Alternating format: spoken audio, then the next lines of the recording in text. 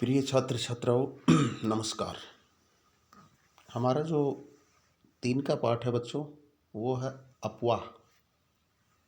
अपवाह कहा जाता है बहाव को। बहाव तंत्र नदी का जो बहना है अपवाह कहलाता है। तो अपवाह प्रणाली के बारे में पढ़ेंगे। मतलब बच्चों हम नदियों के बारे में पढ़ें। अपवाह शब्द एक क्षेत्र है। देखो मैं बड़ा करता हूँ इसको।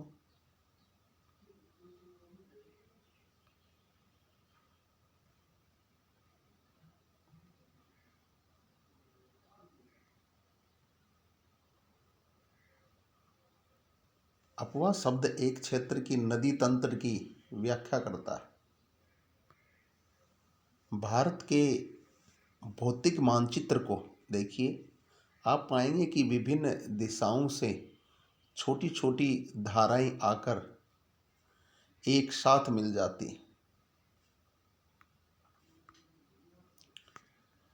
तथा एक मुख्य नदी का निर्माण करती हैं। अंततः इनका विकास किसी बड़े जलाशय जैसे झील या समुद्र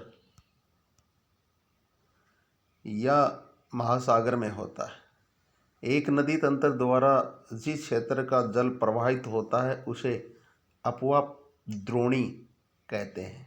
मानचित्र का अवलोकन करने पर यह पता चलता है कि कोई भी, देखो बच्चों, ये जल विभाजक दिया है, आप देख सकते हैं।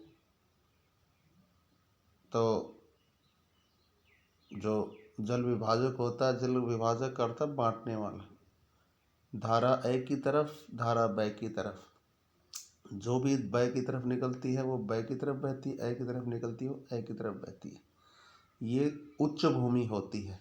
कोई पर्वतीय क्षेत्र या उच्च भूमि जो जल को विभिन्न दो दिशाओं में बांटता है जल विभाजक कहलाता है।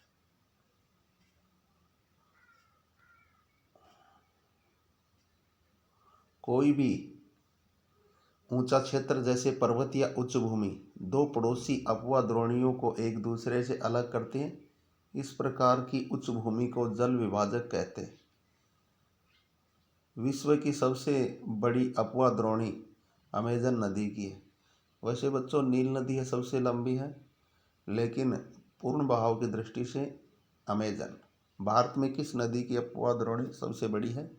तो हमारी जो गंगा नदी है उसकी अपवाह द्रोणी सबसे बड़ी है।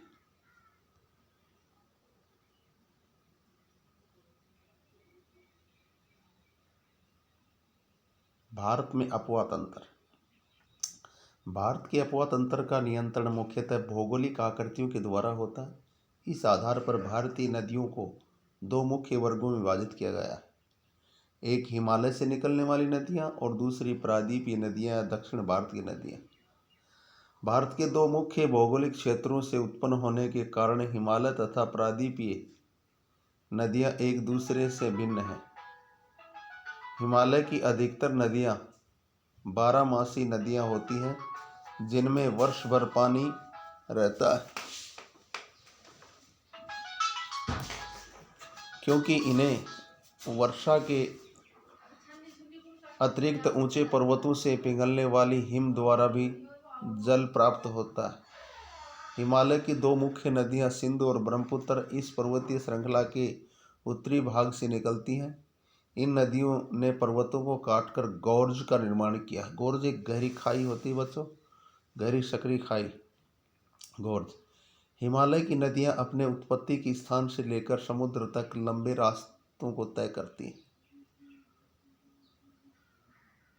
ये गौर्ज का चित्र दिया है, गहरी सकड़ी खाई।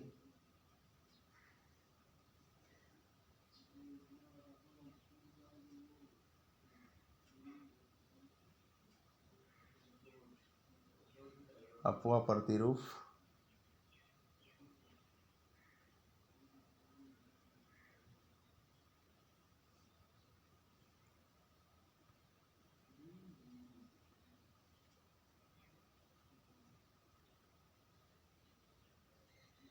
ये अपने मार्ग के ऊपरी भागों में तीव्र अपरदन क्रिया करती हैं तथा अपने साथ भारी मात्रा में सिल्ट और बालू का संवहन करती हैं।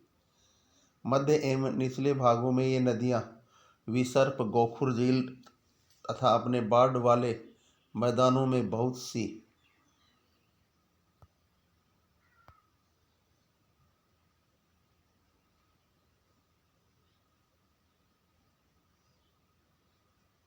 अन्य निक्षेपण आकृतियों का निर्माण करती हैं। ये पूर्ण विकसित डेल्टाओं का निर्माण भी करती हैं। अब अधिकतर प्रायद्वीपीय नदियाँ मौसमी होती हैं क्योंकि इनका प्रवाह वर्षा पर निर्भर करता है। वर्षा काल में बहती हैं, बाद में सूख जाती हैं। शुष्क मौसम में बड़ी नदियों का जल भी घटकर छोटी धाराओं में बहने लगता है। हिमालय की नदियों की तुलना में प्रायद्वीपीय नदियों की लंबाई कम और छिछली है। फिर भी इनमें से कुछ केंद्रीय उच्च भूमि से निकलती हैं तथा पश्चिमी की तरफ बहती हैं। क्या आप उन प्रकार की दो नदियों की बड़ी संख्या पहचान कर सकते हैं? तो ये जो बड़ी नदियां हैं, नर्मदा और तापी। प्रायद्वीपीय भारत की अधिकतर नदियां पश्चिमी घाट से निकलती हैं तथा बंगाल की खाड़ी में गिरती हैं। और कल की क्लास में पढ़ेंगे हम बच्चों, एक एक करके शुरू करेंगे हम हिमालय की नदियाँ। धन्यवाद।